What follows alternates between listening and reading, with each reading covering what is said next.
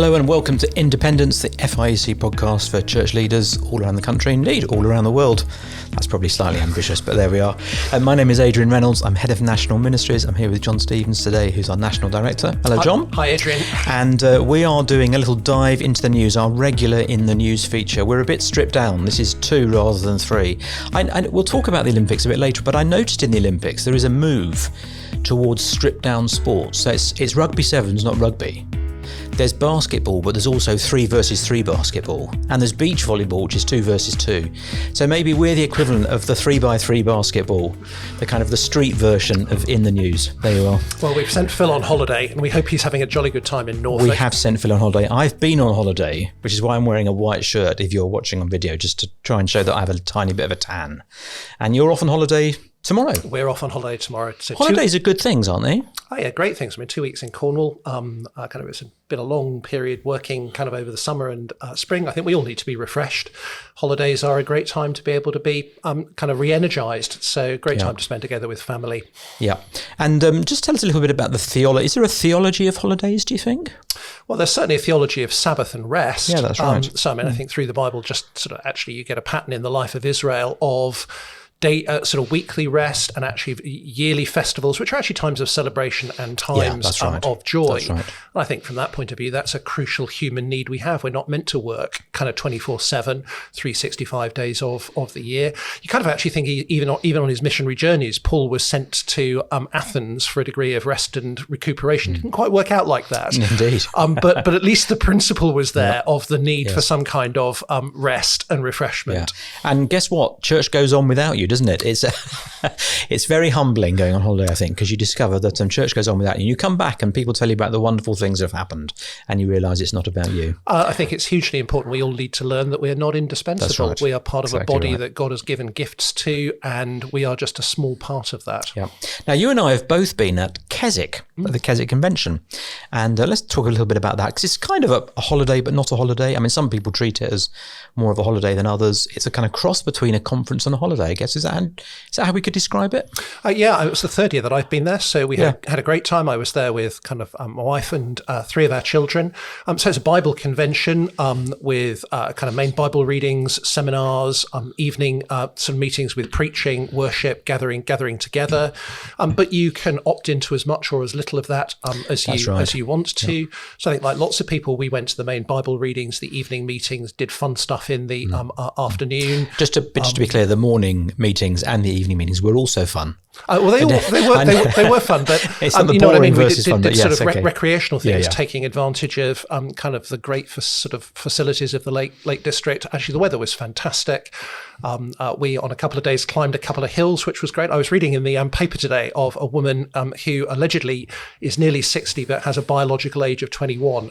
And I climbed 2 hills that I last climbed when I was 18. So I want to think that I can now claim that I've got... So you are not quite 60. I'm not quite 60. But you have a biological age of at least 56, I think. I can con myself that I am the same as I was when I was 18. What blessed you at Keswick? What encouraged you? And loads of things. I think just being together with several thousand Christians is a wonderful encouragement from across the country. I think that I met lots and lots of people in churches and church leaders. Again, actually, they reconfirmed what we've been saying for a long time. Talking to people in evangelical churches on the ground, they're seeing growth. Many people reporting people coming to church, people being converted. Actually, people coming to church almost from nowhere, off the street, feeling a compulsion to come into church. A kind of a growing diversity of congregations as people from different ethnicities and backgrounds are coming in. And I think it's always an encouragement to hear that story is reported across much of the country. So it was a wonderful encouragement speaking to lots of leaders about what's going on in the life of the church, hearing God's word taught and proclaimed. I really loved Vaughan Roberts' kind of teaching on sort of Psalms. We were in week 3. He took us through the book of the Psalms and showed us how the book works as a whole. I think that's something that people are often missed. The Psalms are not a collection of just individual sort of songs which are spiritually, personally beneficial, and you can kind of take them like choosing your favourites out of a chocolate box. It actually tells a story of the people of God, and particularly the exile and the promise of restoration from exile. So that was great. And leaders, we need to have our souls fed, don't we? I think we think we're in the Word all the time. If you're regularly preparing, one or maybe even 2 sermons a week, you think you're being well fed, and you are at a certain level. But actually, we need people to minister to us. That's really important, isn't it, for leaders? Absolutely. And I think the evenings, the focus was on the resurrection. We were being reminded from John of the reality of Jesus' resurrection and the implications of that, both for us individually, but also for the mission of the church. That was just wonderfully encouraging at a personal level. So those were great things from Keswick. It was great that the kids enjoyed it. And the kids' work is chock-a-block there, isn't it? Well, it certainly was in week 3 because of the way that school holidays filled. And it seemed to me that actually if you're in a smaller or medium-sized church, there's always value in going to things like that, but especially there's value. I mean, you take our church, we've got 40 kids in our church, which sounds pretty healthy when you look at it like that. But if you sort of think about that across the school years, that's only just about 1 boy and 1 girl for every school year. And actually that can be quite a lonely existence, can't it? And, you go along to Keswick, actually you meet other children who are in church. It's not weird to be in church. It's not weird to have a Bible and to be learning and growing. There's just a real value in that. Yeah, I mean, and your children have benefited from that, right? Yeah, for us as a family, I think that the kind of that regular contact with a wider range of Christians. My kids have often been the only kids in their age group at church, and certainly the only kids at school. And actually going to a yearly convention where they're meeting the same people, where they're forming those relationships, has been actually very significant for them. And we've gone to Word Alive year on year, and Keswick. And I think for many Christian parents, actually, that ability for their children to be meeting other Christians from around the country and gaining the encouragement of that is a hugely significant reason for going. And I think with Keswick is clearly growing. I think with Word Alive not being able to continue, I'd imagine there are more people who are going to perhaps choose to go to Keswick because in a way it's very similar teaching, very similar opportunities that are being offered. I mean, this year the kids groups were oversubscribed. Yeah, there's a waiting list, wasn't there? Actually, my kids didn't get into the groups on the initial tranche because the kind of app didn't book quite quickly enough. So they were on a waiting list and got in halfway through the week. So I just think there's sort of pressure there, but that just shows the measure of demand that there is on the part of Christian families to want to have that kind of input for their kids. I mean, some of the other highlights for me, I think for Christians generally, there's a good bookstore. Where else do you see these days a good collection of books? I enjoyed I listened to it later, actually. Didn't listen to it there, but it was while we were there. I enjoyed Graham Daniels speaking about Eric Liddell, which moves us seamlessly into the Olympics. See what I did there? Yeah. I practiced that all night, stayed up all night and practiced that. It's been the Olympics as well. And John, I like to imagine all the sports you would be brilliant at in the Olympics because of your stature. I can just about qualify for weightlifting. I think that's probably the only thing. But so all the sports that you'd be brilliant at, are you a sporty person? The answer is I was useless at most of them. I think I was a disappointment to every PE teacher I ever had because you're kind of quite tall and they assume that's going to be kind of really good. But actually, it requires skill, ability, determination. You did tell me that if you were in the Olympics, you'd be most successful as a cox in the men's 8.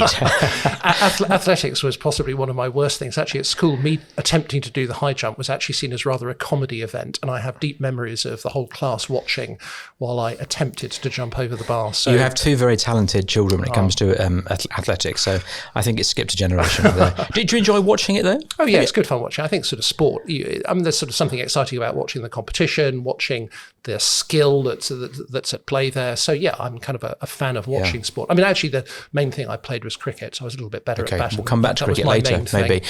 Cricket's going to be in the next Olympics, so you'll be fine. So something special about the Olympics, do you think? Is that, it feels festivally, doesn't it? I mean, I think the Olympics is both the high point for some sports, so it's that sort of for athletics in particular, and some of the other events, it is the crowning cycling, kind of event. Other sports have their own world kind of championships, and one thinks about things like golf and tennis, where they're in the Olympics, but it's not really the high point of those events. So it's a high point for some sports that don't necessarily attract as much attention. It's also a showcasing of a whole variety of sports that many of us wouldn't normally watch.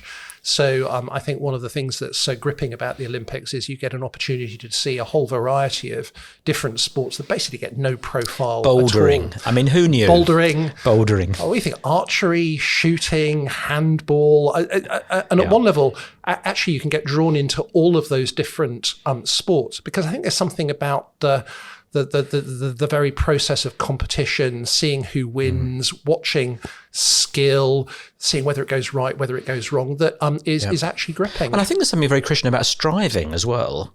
I think not so much about competition, but that the athlete is handed up as an example of a sort of a paradigm of the Christian life. And I think there is something in that, just kind of pushing on, keeping going, and doing, reaching the goal, reaching the finish line. There's something very Christian about that, so that resonates with just the normal Christian life, isn't it? Absolutely. Well, of course, the picture of the kind of the race, finishing the race, keeping to the rules. Interestingly, so much of the teaching in Paul's letters is actually drawn from imagery from kind of the games, which he's obviously taken from a Greek and Roman culture and applied to the Christian life. So you, in a sense, see that being lived out in the Olympics. I think there's also something about the fact that teams come from all the countries of the world. There's that sense in which this is a really genuine worldwide sort of event. There's a sort of delight in seeing small nations succeed, maybe countries that have never won a medal before, or people winning major events like the 100 meters coming from sort of countries that are not expected to win. Yes, I enjoyed that in the women's 100 meters. So I think there's something about the whole of humanity coming together about the Olympics, which is very special. Was it an equal games? I mean, that's the way that Thomas Bach, the IOC president, claimed in the closing ceremony. Was it the first games that was kind of had parity between men and women? I don't know. I mean, it was certainly the most gender inclusive games in terms of participants in all of the different events, both men and women. So at one level, I think very significant progress in sport has been made in that regard. And in terms of, I think, people's engagement in sport, women's sport is just as attractive to watch. It's attracting the same audiences. Many of the commentators are now women rather than men. So you just see that sort of parity being displayed. And that's something to be rejoiced in, isn't it? Yeah, absolutely. I mean, half the population of the world are women, and a sort of great opportunity for them to get active and get involved. Obviously, there were some controversies in the Olympics this time. Yes, so let's talk about those, because they did make the headlines, didn't they? The last time Andy and Phil talked about did the news, they talked about this. So we won't spend a long time on it, but just interested to hear your reflections, especially subsequently to that. Of course, the Algerian, is she Algerian? Boxer has won gold. So it was all question about intersex and some of those things. Yeah. I think it's obviously a kind of, in a sense, I think we've got to have a massive amount of compassion here, because it seems that these are individuals who are sort of dealing with intersex conditions, who have been sort of from birth recognised as and brought up as sort of women. Obviously, that intersex condition does have implications for their strength and their sort of physique. I think lots of people, including some Christians, have leapt on that as sort of a way of attacking transgender ideology, which I think is actually inappropriate. That's not the reality of the situation that is there.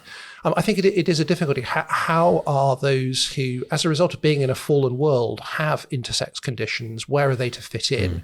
Because actually the sort of binary between men and women, this is an area which is particularly problematic. It's a very small issue.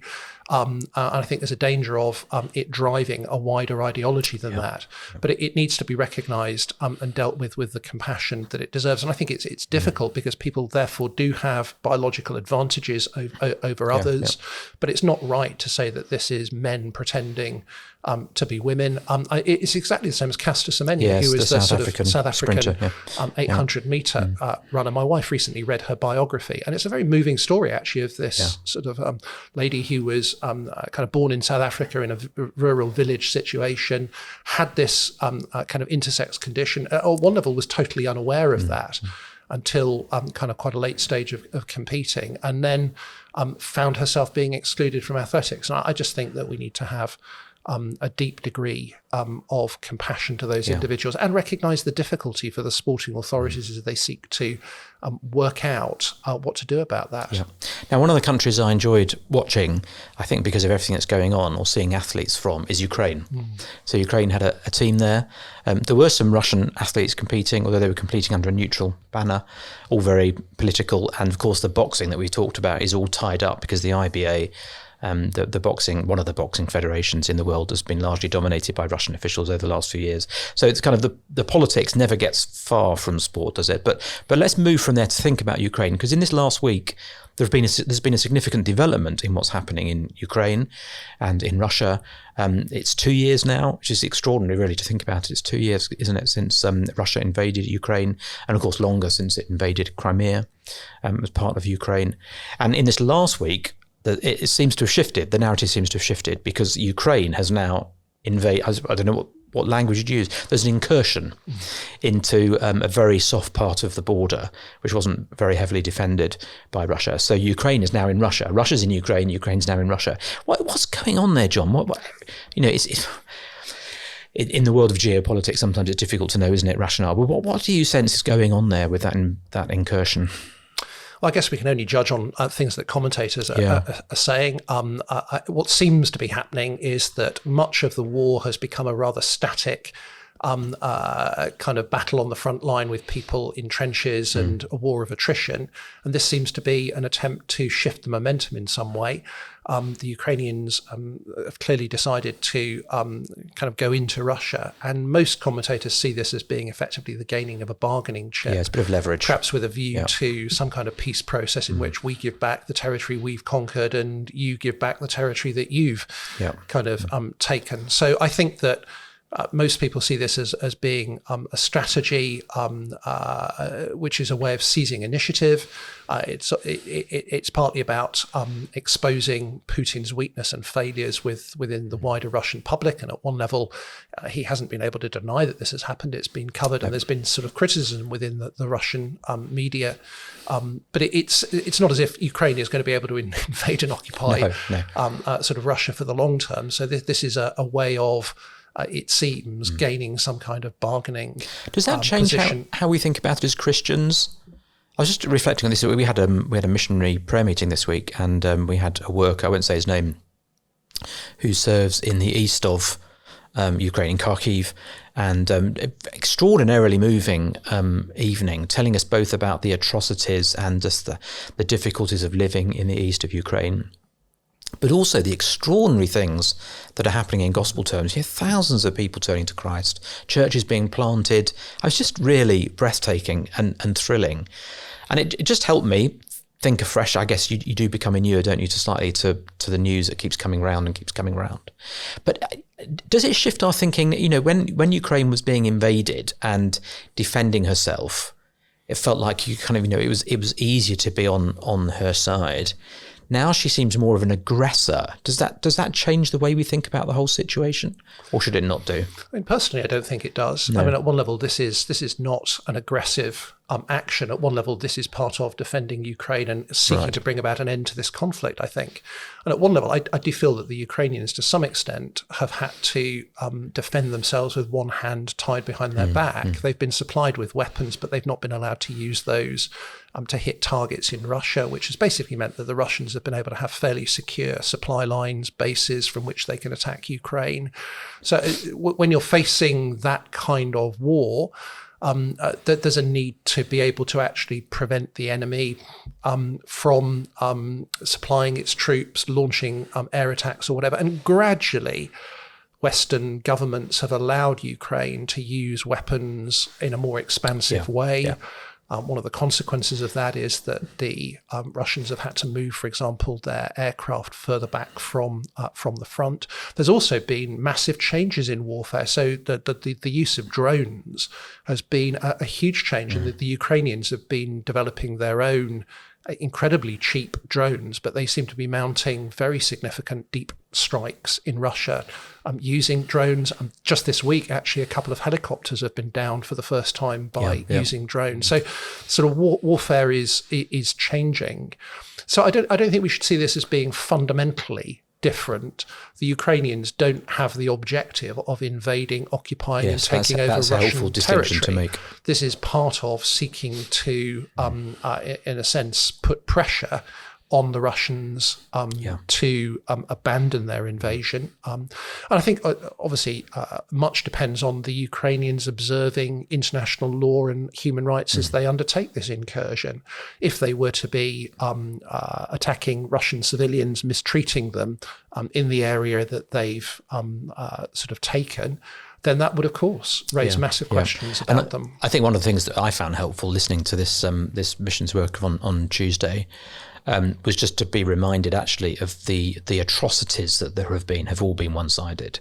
So, to hear stories of the missing children, of course, 16,000 I think officially, but potentially much more. Just a really heartbreaking story to hear about, bombs disguised as toys being dropped into the playground of Ukrainian schools. I mean, just really, really awful things going on, and torture of prisoners. I mean, those things are one-sided, and we need to remember that, I think, in what's going on. So don't forget, keep on praying for Ukraine, and of course lots of other situations around the world. I mean, one thing I was particularly struck by this week was just a reminder to remember the situation, particularly of Russian Christians. Yeah. I think in the context of the war, it's easy to see Ukraine as the victim, Russia as the aggressor, which is true. In nation terms. But actually, Russia is an oppressive state. Yeah. Actually, some of those who are suffering are Russian Christians, and increasing restrictions, particularly on evangelical Christians who are being sort of persecuted. Many of those Christians may well be opposed to the war and the nationalist mood that is behind that.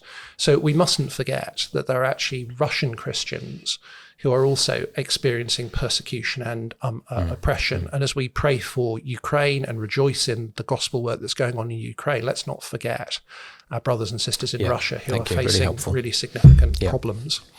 Now, let's move on and talk about someone who's died this week, which is Timothy Dudley-Smith, bishop in the Church of England, not really known so much as a bishop, certainly in our circles, but really primarily as a hymn writer.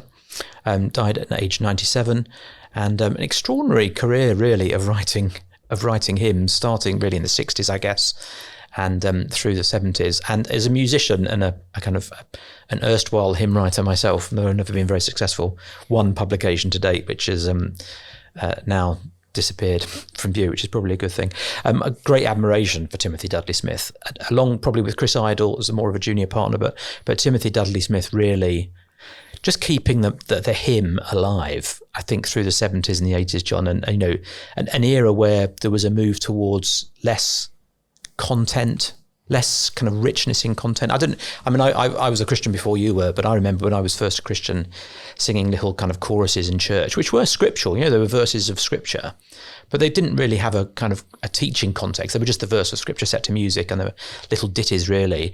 And behind all of that, here was Timothy Dudley-Smith still writing really good songs that we sing today. I did a quick count up. The Praise Hymn Book, which has 900 odd songs in it, has, let me get this right, 53 written by Timothy Dudley-Smith, which is kind of Wesleyan, really, isn't it? And I wonder even if that sort of the legacy of what we sing now, the really good stuff we sing now, you can trace back through Graham Kendrick, I think, who wrote really good content in the 80s and the 90s, and that's kind of morphed into the sounds have shifted, if you like, and we've gone to we've got the Gettys, we've got others, we've got City of Light, we've got Cornerstone, and we've got Joyful Noise in the UK, all writing really good stuff, and I think a lot of that is down to Timothy Dudley-Smith. Yeah, I think that's right. I mean, he's written a lot of hymns. How many of those I could instantly name, I'm not sure. But, Tell Out My Soul. Well, isn't that a great version of the Magnificat? I think Tell Out My Soul and Lord for the Years are the two songs that I think probably we sing fairly regularly. Well, I've got another favourite, and this is my reason why I think you can trace it through Kendrick. So mid-70s, he wrote Name of All Majesty, which I think is a great hymn about Christ. And he worked out that all the words ending in TY rhyme together. And of course, Meekness and Majesty, Graham Kendrick, does exactly the same thing. So Meekness and Majesty was written in 81, I think, or 85, something like that. And Name of All Majesty by Timothy Dudley-Smith, late 70s. So I think there's a legacy there. Well, I think you rightly indicate there's a sort of a wonderful kind of Christian hymnody at the moment of writing of good songs that have deep theological words, but are actually contemporary in their style and approach. And he pioneered that. As far as I understand it, he started writing hymns at a period at which in the 1960s, you were getting a whole load of progressive hymns that were being written. And actually he, in a sense, wanted to produce biblically faithful hymns, invested a massive amount of time in thinking through the words so that they were faithful. And do you know what he did with the words, John? This is my little snippet. I mean, he was theologically trained, right? He'd been to Ridley College, he'd been a vicar, he'd been an archdeacon in Norwich, he became a bishop in the Diocese of Salisbury, but he sent all his words to Derek Kidner, well-known Bible commentator and scholar, just for a check-over. Which I think is really interesting, isn't it? That there's a kind of, a collaborative nature, getting things checked. So actually there's a richness which can be relied upon in your hymnody as well. Yeah. I mean, I think in terms of how things developed, maybe I see it slightly differently to you. I think that Timothy Dudley-Smith was writing biblically faithful songs in a quite classic style. Then you got a whole raft of sort of choruses, which were in many ways biblically faithful, but in a very contemporary folk music style. And then that's gradually morphed into writing of modern hymns, which are more in the genre of a kind of a popular cultural music form, but which have the depth that a Timothy Dudley-Smith modelled. And in a sense, you've got a synthesis of the two things coming together. We haven't got long enough for me to disagree with you, but I'm not sure I'm entirely with you. Okay. Interestingly, he didn't write music, Timothy Dudley-Smith. So other people always wrote the music. So when you look at the meters, the kind of the rhythm of what he wrote, that would also fit with a lot of Graham Kendrick stuff. So I think the music shifted behind the scenes, if you like, a little bit. But you're right, he was sort of writing classical stuff and often writing them as poems. He described himself as a poet. So yeah, great. But I don't think we should forget his ministry actually as a pastor. Yeah, thank you. That's important. As a church leader, as a bishop. Standing faithful for decades. At a very difficult time. Yeah, through a period in which, again, progressive and liberal theology was dominating. And he was a clear evangelical bishop who stood for the truth. And there's a real need for church leaders to be like that. Let's talk about standing for truth in a slightly different way, financial probity. This little story caught my eye this week in the news. And I love this story. This is the story of Paul Spiers. You hadn't heard this story, so this is my story to tell, really. So Paul Spiers, I think it's Spiers, that's how it's pronounced, a street cleaner in Bromley.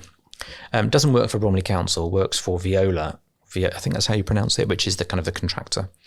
And minimum wage, loved by the locals, does a little bit of dancing as he does his street cleaning, keeps everything clean. And but minimum wage, done the job for 20 odd years, and over 60, well loved. And so the local businesses had a whip round for him, John, because they thought it'd be good for him to go on holiday.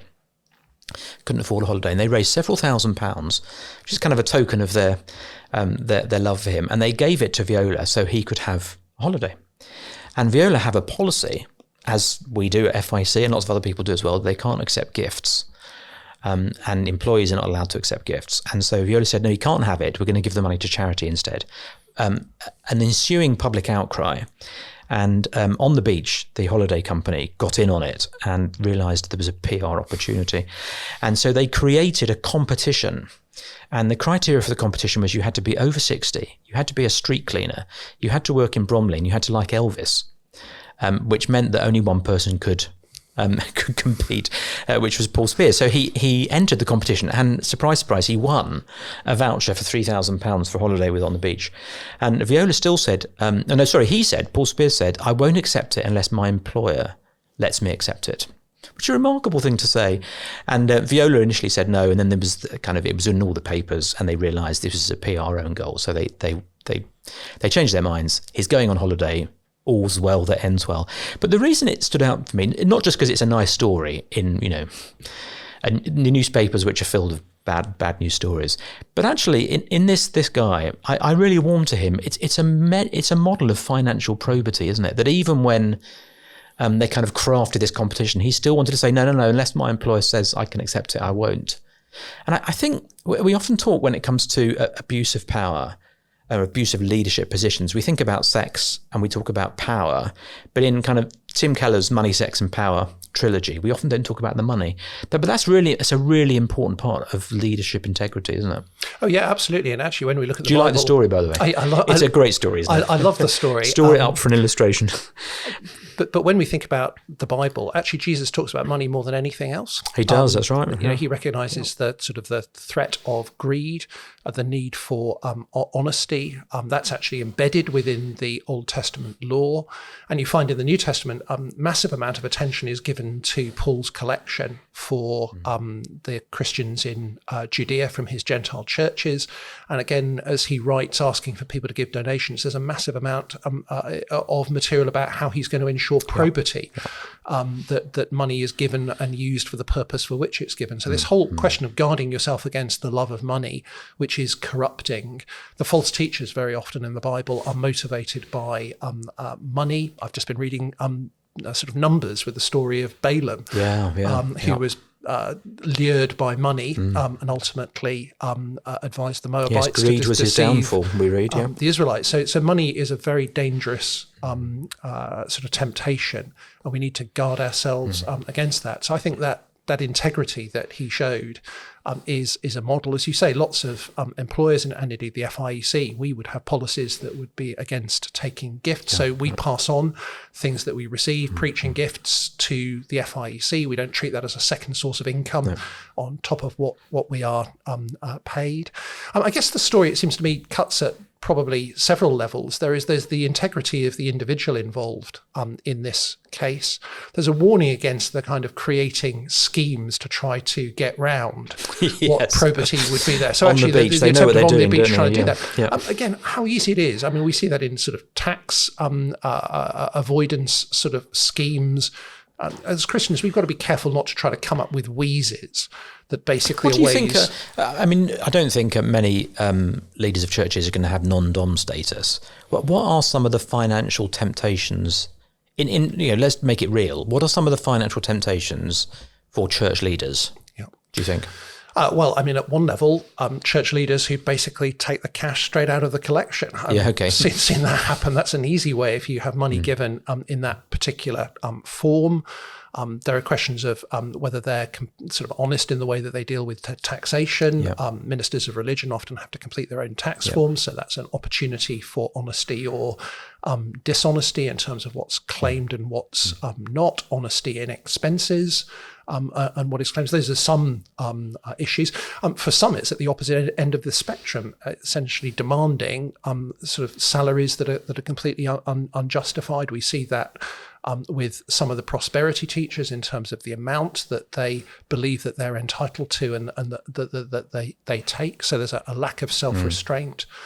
What would you? So if you were a leader, let's say, and you were, on a reasonably meager salary, not miserly, but not particularly generous, and someone in the church said to you, John, I'm a bit disappointed you're not paid more, so let me give you £5,000 a year just to top up the salary. What would you do with that kind of approach? Well, I think at the very least you've got to talk to the church and be open and honest that somebody has raised that. I think there's sort of several things going on there. The person is trying to, in a sense, subvert what the church has decided. That actually might open a conversation in the church as to whether or not somebody is being properly paid. So I think that's at least the starting point. But I don't think you should simply take it and accept it and not be open about that. And actually that raises all sorts of questions of the dangers of individual patrons buying ministers. Again, that's something the New Testament deeply warns against. You shouldn't be bought by particular individuals who pay your salary. The provision is made by the church community as a whole that you serve. But best just to be open, isn't it? I think, if someone in the church, it might not be a sum. Someone in the church might say, I've got a holiday home, 2 weeks, holiday home, go and use this. I don't think there's anything necessarily sinister about that, but I think in those circumstances, I'd always say to the other elders, I've been made this offer, is it okay for me to accept it? And actually to submit to the other leaders in that. Seems to me that's a wise course of action, isn't it? But I think the third dimension actually to the story is, here is somebody who's doing a job collecting rubbish, but they're paid at a level that doesn't enable them to have a holiday. And at one level, that raises all sorts of questions of whether or not somebody is being appropriately and properly paid.